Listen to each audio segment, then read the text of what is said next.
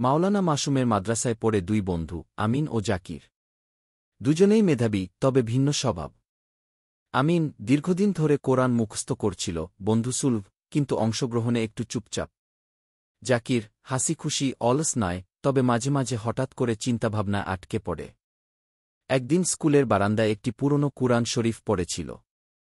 তা দেখেই আমিন ও জাকির দুজন সেটির নড়াচড়া করে বুঝতে পারল না কার।